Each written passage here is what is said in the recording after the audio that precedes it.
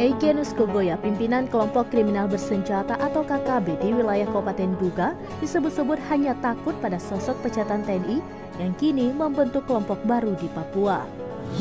Kapolres Duga AKBP Rio Alexander Panelewen menyebut sosok yang ditakuti dan dihindari Egyanus adalah Yotambu Giangge.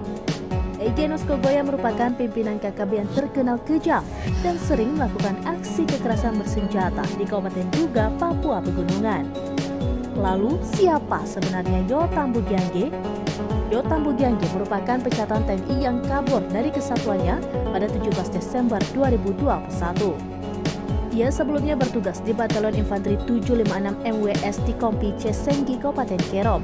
Yotambu Giangge kabur membawa senjata api jenis SS1 V1 tanpa amunisi. Setelah melakukan desersi, Yotambu Giangge resmi dipecat dari TNI pada Medio 2022. Pihak TNI mengatakan Yotambu Giangge kabur ke Duga yang merupakan kampung halamannya.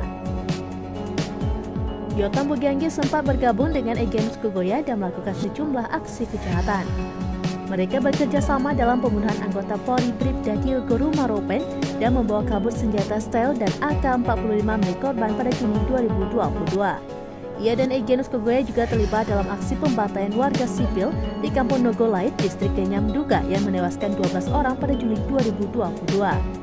Yotambu Giangge juga diduga terlibat dalam penembakan yang menewaskan 2 warga di Yahukimo pada 8 Maret 2023. Polisi mengatakan penembakan itu dilakukan Yotambu Giangge atas permintaan Egyanus Kogoya.